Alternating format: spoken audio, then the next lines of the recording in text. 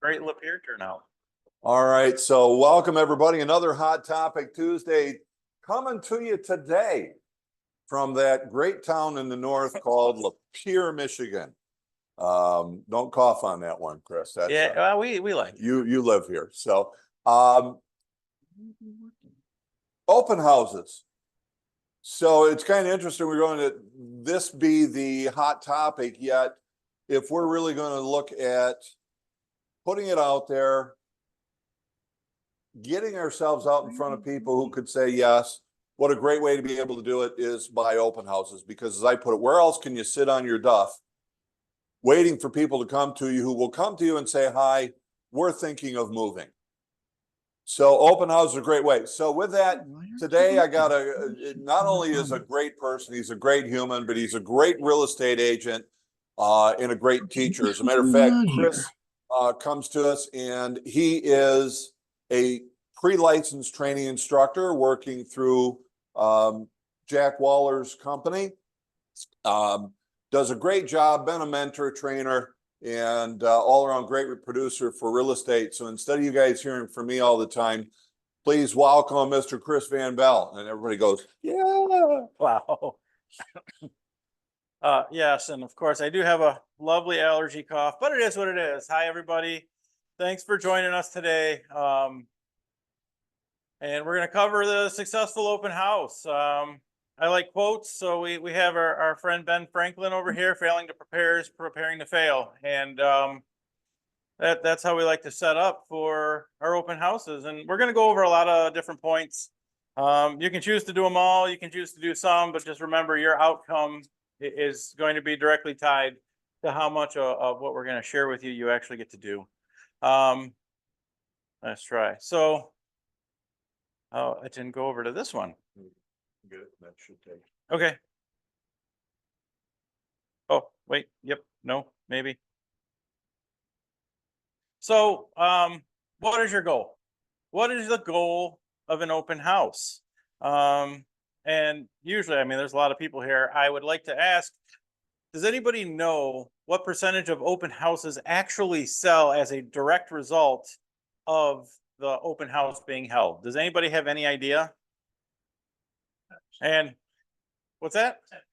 We have Bill in here. It says 10%.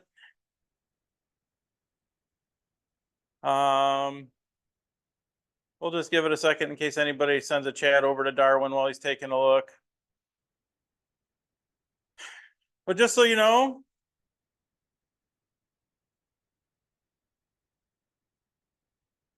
it's only 1%. Typically, it's less percent according to NAR of open houses go under contract as the direct result of that open house being held.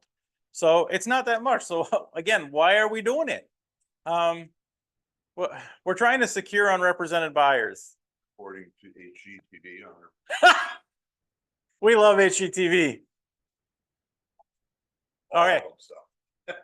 Yeah, you look at 3 houses, pick one, and you magically get it every time. But we want to secure unrepresented buyers. We want to earn listings of unrepresented sellers.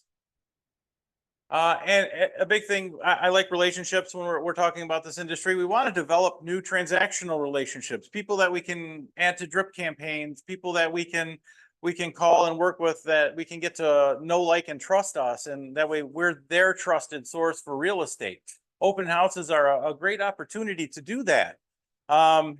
We had an agent at a previous broker. She was military relocation. She came in, got into real estate, had absolutely no contacts at all.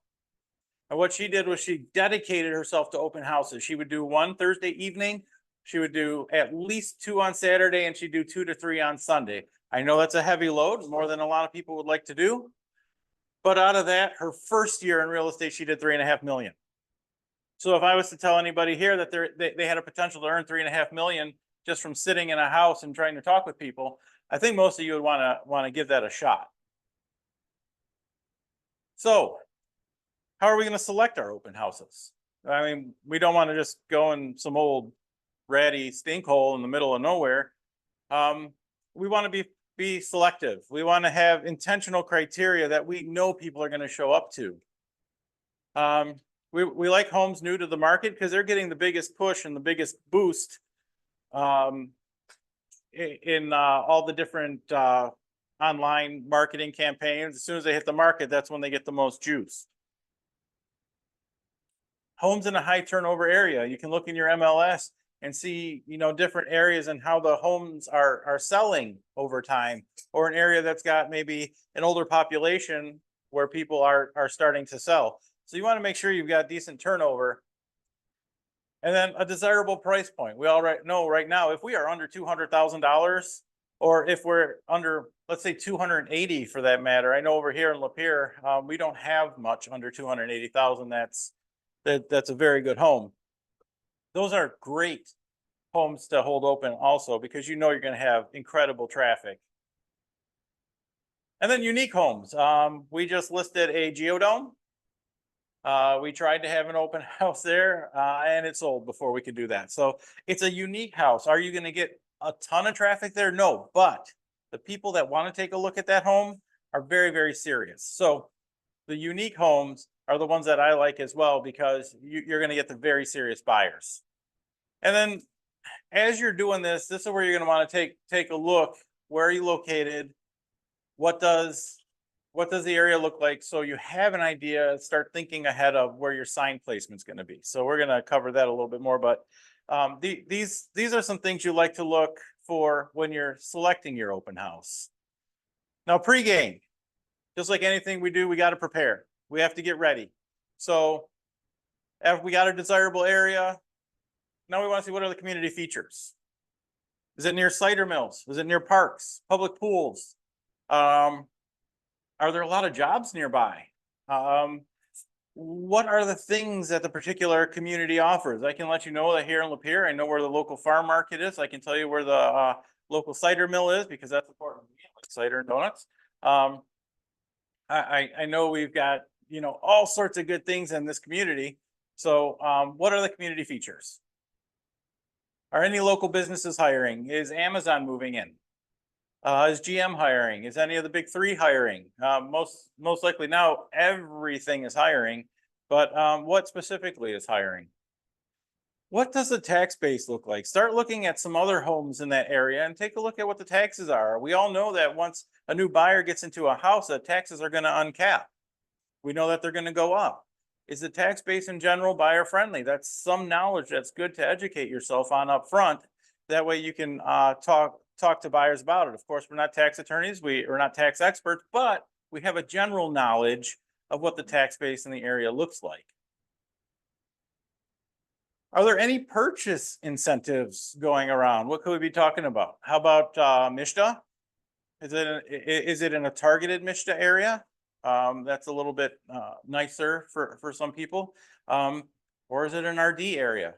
Everything out here where we are in Lapeer is pretty much rural development, but are you in a rural development area? Is that something you can market more? Even the aspect of seller incentives. Absolutely. That's a possibility through concessions. Yes, of course. And then highways and travel. We know here we're in Lapeer, we're right near 2469. We're not that far from I-75. What does the access look like on highways and local roads? Are you near Gratiot, Groesbeck, Van Dyke, Mound? What do you have near you? And another big thing, especially for the younger crowd, social life and social districts is huge. A lot of local communities have social districts where you can go from store to store and through the streets and maybe have an adult beverage in your hands while you're around there. A lot of people look for that social life, the movie theaters and all the fun things to do, good restaurants. Just restaurants are really up in their game lately too, when some of them are offering axe throwing and bounce houses and stuff that are family oriented and, are trying to attract people in that way. So know about things like this when you're holding an open house as well. And out here, this is a big thing. It may not be in the Oakland and Macomb area, but internet access and availability. We have a lot of issues over here. Verizon's really up in their game and trying to get into more houses over here to get their Wi-Fi going. But what is the internet access and availability? You're going to know that when you're pulling in a driveway and your phone doesn't work. We all love that. Can't get to the lockbox info on your phone. That's always a good time. So that's the prep, a little bit more. So you'll want that list of the local amenities and parks. This is a big one. This is your moneymaker right here. You design and hand deliver neighbor exclusive invitations. So why do we want to do that? What's a big thing in neighborhoods? You got your looky-loos, the people that are going to come into an open house, take up your time. What you do with this neighbor exclusive invitation is you invite them to come a half hour prior to the open house. Say, you know what? This is for neighbors only. I want to invite you guys in first. You're treating them like they're special. And once you treat somebody like they're special, they're like, oh my goodness, I'm special. So they want to come to the house and they get to come early. It's a double-edged sword. You get them to come early while you're setting up, but you also get them through the house before your real buyers and potential sellers come by. That is a moneymaker right there, maybe 30 or 40 around the whole house, and really get them engaged. Yeah, and get them it's involved. that circle prospecting. Everybody's learned that it's 5, 5, 10, 5 on either side, 10 across the street, or 10, Absolutely. 10, 20. Yeah. Just, get out there and do it. And you're handing them something of value. It's not like a, hey, use me. It's an invitation. Come on over and say hi. And that gives you an opportunity to chat with them, show them the house, and show them the value why it may be time to sell theirs. I got to tell you, when I was able to do it, it was always a great part to be able to say, look, the sellers will be gone.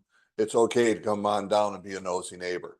Absolutely. You're giving them validation. And validation is huge in today's market. Everybody wants to see what their house looks like and compared to the neighbors. Here's another big money maker. Make a live social media video 7 days prior.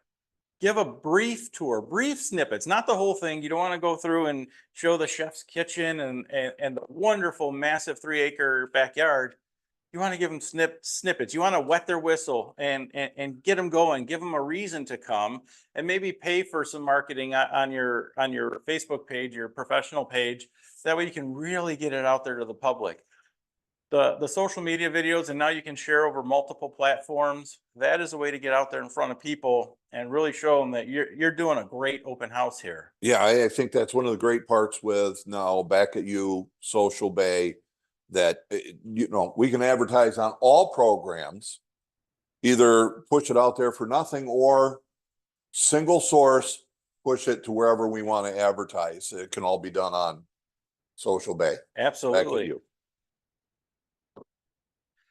So, and then you want to create a social media event. So now that you've got your video, now you have an event. That way, again, more marketing, more letting people know. I guess that's probably going to be something you can push through Back at You and Social Bay as well. But now you have an event, so you're really getting people excited. Reels are good prior to the open house. When you're 1 to 2 days away, you want to keep this front of mind and let people know. Do a reel. Say, hey, we're at 123 Happy Lane. Look at this. I just wanted to go through the kitchen. Pick one point and go through it in your reels. You could have it recorded ahead of time. That way you can just put it out so you don't have to keep going back to the house. But then you can put it out and stay top of mind. If you stay top of mind, your open houses are going to be better than you can ever imagine. When you're getting ready to go there, you want to print off homes that are 10% lower in price. Well, why? We want to sell something more. Most people go look at open houses that they think they'll be approved for, but are actually a little bit out of their budget. So if you have homes in the neighborhood that they can see listed out, I mean, seeing is knowing, because it's actually, something you can feel, touch, and have in front of you, but 10% lower, because those may be in their price range, and you may get to show them one of the homes you bring with you. And you could have it on your laptop scrolling through, or physical pieces of paper for those of us that still use paper. But it's always good to have homes that are less in value with you. Always pre-scout the neighborhood, see if there's anybody there that may be a buyer. This is what you would be doing when you handed out your invitations, maybe a buyer or seller. Here's a big thing. I like safety, but ask a lender to make the pre-printed material and join you and host together. I like having 2 people at open houses. I'm a big safety nerd. So you have somebody else with you. One can get somebody pre-approved, whether it's for that house or another one. Lenders love that. And a lender is going to print off all your material at no cost to you. So whatever marketing material you have, you can have the lender take care of that. And I've done that quite a few times and they're happy to do it. I'm married to a lender, so I mean, it's pretty easy. Have a buyer's package, have a good takeaway, have a buyer's package available for potential hot buyers. Now, this isn't something you want to give to everybody that walks through the door. You want to keep this in your briefcase. But if you start establishing a relationship with a potential buyer and you think you'll be able to work with them, have a buyer's package available where you can say, hey, here you go. This is what the process is going to look like. And it gives an introduction, a little bit more about you, and then a thorough depiction of what the buying process truly looks like. So from looking at homes, writing offers, inspections, appraisal, it's got everything in there. That way they have a good solid takeaway. And then again, you're bolstering your relationship. Here's a big one. Get in touch with any agents that have listings in the neighborhood. Again, why do we want to do that? One, relationships. Two, you're using their marketing now to get more people to look at your house. They're going to market hopefully just as hard as you. And if you have multiple agents in the same area having open houses, it just drives traffic. I just did this on a recent open house. We were the only ones that had people show up.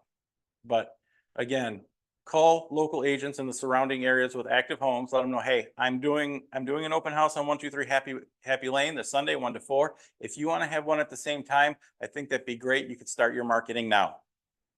It just shows to bring more people in time after time after time. And if you're not good at writing words, like some of us, ChatGPT will help you put together perfect, meaningful open house flyers.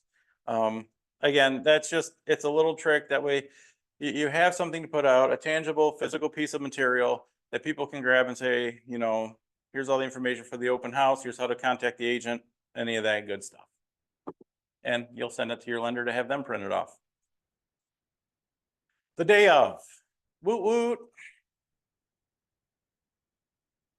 Here's a big one where people miss the boat. There's nothing more frustrating than looking at an open house and you see one open house sign in the middle of the front yard. I actually saw that one time. I was in Macomb showing homes. There was one sign in the middle of the yard. The front door was locked. The agent was sitting on the island eating a sandwich, not paying attention to anything. He was actually watching TV. They killed me. They killed me. And the house wasn't picked up anyway. It was terrible. Lots of directional signs. You want to direct people in. You want to direct people to you. Make sure they're branded to you. I know sometimes that there's some expense involved in that. Maybe you have other agents in your office that like to share.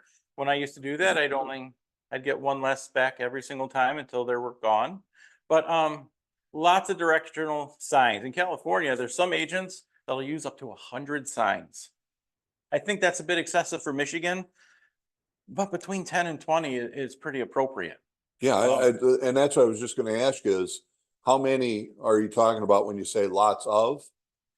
I mean, even because when you say 10 to 20, you just made a whole lot of people cringe. Right. But this is an event. This is something you want to get people to. You want to attract them. Maybe as you get closer, you have balloons on your open house signs. So say, hey, you're getting closer, you're getting warmer. And then, you know, when you get to the house, I think I'll have it on here, the large open house flags. Those things are amazing. It says open house on it right at the beginning of What the do they call driveway. it? Feathers or something like that? Feather advertising. They're wonderful because people know, hey, I'm at the right spot. This is the house that's open. Don't punch them through sprinkler systems. It's never fun. But you're going to want, again, 10, 15, 20 signs. Get people in, get them to where you're at. You know it's an event. Put balloons on them. It's an event. It's where people want to be. You want that FOMO to kick in, the fear of missing out. People feel like they're missing out. Well, I got to go see this house. This is a great home. Of course, we're going to arrive early. We already sent the invitations to the neighbors. We know they're going to come a little bit earlier yet. Make sure that the house is show ready. What is show ready? You want to make sure there's no medicine out, no guns out. none of the stuff that we don't want people to take away, jewelry and stuff like that. You're double checking for the seller, making sure that everything's prepared, make sure it's clean. If it's snowing out, you want to make sure that we're salted and the driveway and the walkway are clear. Like I just said, prepare for the elements. We're in Michigan, it rains, snows, and who knows what it's gonna do. Day of live video. Had a good friend at another broker. He was holding a multi-million-dollar place out. And because it was an event, he was doing a live shot the day of with everybody in there, going around, showing the house and all the people there. And then that engages others and makes them want to join. So as you get going, live video the day of, maybe put on Facebook, doing a live video at 123 Happy Lane in 10 minutes. That way people know it's coming, they're ready, and then go ahead and do that video. And then I think you can send that right to your reels right afterwards. That way it gets a little bit more playtime. During the open house, do not sit at the island eating sandwiches, watching football. You want to make sure all points of entry are unlocked. Have a great icebreaker greeting. This is a place where people fall through. Somebody gets in the house. Oh my gosh, what do I do? You know, if you notice they're bringing up kids with the soccer teams, what team do you play for?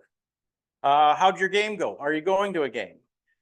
If you pay attention to kids, cats or dogs, you know, it elevates you. So maybe you notice something about their car. That's the agent I was telling you about. She liked to say, oh, I love that car. You're relating to people. We're looking for common ground. Common ground, icebreaker, just to get a conversation and some comfortability going. Always be quick to give compliments, like your dress, like your necklace. Love that uniform. It's my favorite color. Stuff like that, again, being relatable. Always want to know if they're working with an agent. Most times, so they get you to shut up, they're going to say, oh yeah, I am. Oh, what's their name? I might know them. They could be a friend of mine. That way you can keep going. You can weed out pretty quickly whether or not they have an agent. Please never sit. Here you are with a meal and a beer or on a couch watching TV, appearing to be unengaged. You always got to be ready. You got to have your A game on. You got to be ready. Even if nobody comes, you're ready. You're in the business. You're doing the business, and you're ready for that buyer seller to walk in and really take care of them and give them the best service they've ever experienced. Don't be a shadow. We don't want to follow people through the house. That's another thing that would drive me nuts, is if I was walking through a house to view it and the agent's like right behind me breathing on my neck. It's like, all right. They go behind you. Oh, this is the bathroom. It has one toilet and a sink. It's like, ooh, calm down. I couldn't have saw that for myself. right. This is a big one, another safety issue. Never follow somebody into the basement for any reason, especially alone. We know we had an agent in Texas that went to the basement. She was abducted, murdered. We don't ever want to see that for any of our real estate family. So stay safe. Basements are out. I don't care how awesomely finished it is. Just don't go down there. And then get the prospects information. When HomeSnap was doing really good, I used to love that. A lender app. A lot of lenders have apps where you can get the information. What else do we have? I have Moxie on here because that was back when I had it. What else do we have for collect? Do we have an open house data system where we can collect? I think there's open house guest registers that are great to be able to pick up lots of different vendors. And for that matter, you could actually even open up Moxie Engage. That's what I was thinking. Moxie Engage and have it really set to add that new person. They can just put their information in there. Absolutely. And we can always let the guests coming through the house know, hey, this is for the seller security. We just need some basic information. Yeah, and one of the things I always loved was a little sign sitting there that says "Sellers Request Registration." Absolutely. You know, it just adds to the aspect that yes, this is not just us looking for your information. But right. Sellers need to know this. So just like sellers, and a lot of municipalities want to see a business card left. Yeah. If you're doing business in the points, it gets a little sketchy.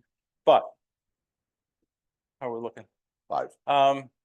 And then have a follow-up plan. What are you going to do after the open house? How are you going to reach back out to some of these people, especially if they showed interest to you, they're a potential hot buyer, and you handed them your buyer's packet of what's going to happen as a buyer. You want the follow-up. Follow-up plan is definitely where the money's made, and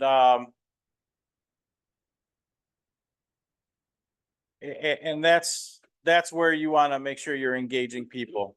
So that is about that on my open house presentation, and yeah, so Let me just jump in. I'm gonna stop our heck share. yeah. So guys, one of the things that I always kind of remind everybody of, which you hit it, but I want to be very succinct. What's the objective of holding an open house? It's, in the end, if we talk end result, make money. So when we're there, it's really about getting a bunch of leads. Absolutely. And if we can capture the lead, then, and by the way, you notice it's just leads. Right. Do we care if it's a buyer or a seller? No. So it's about capture the lead and capture that information, and preferably before those individuals leave, if there's somebody that's ready, willing, and able, Absolutely. then we should be working to get an appointment set. Absolutely. That would be the ideal situation. So everything that you've presented today, really, that's what it's all about. Get that appointment. Absolutely. Because what you hit, and I'm going to put it in different words.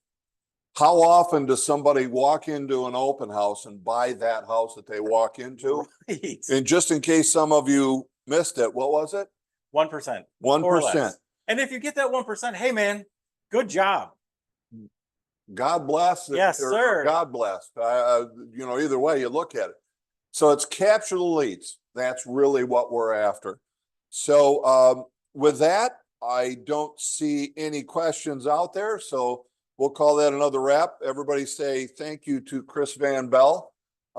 Again, awesome guy, does a great job of the sales. And as you can tell, he knows what he's talking about, because the simplicity of an open house really should be exemplified so it becomes an event. And that's the one thing I really loved hearing from him. So guys, remember the rest of June is back at you Tuesdays. This is the way we're going to put it. So join Jay, probably Jay mostly, but Jay's going to take us and walk us all the way through all the important parts. Next week, still a deep dive, but it will be a deep dive on Back at You Media, the Bay, Social Bay, to take full advantage of that so that we can really get back into the arm of passive marketing. Yes. Getting those things done that get the business will come to you. So with that, we wrap up another Hot Topic Tuesday. Say goodbye, Chris. Bye guys. Thank you all. Come over to Oh, wait, here. see you here, guys. here. Yeah. Have a good one.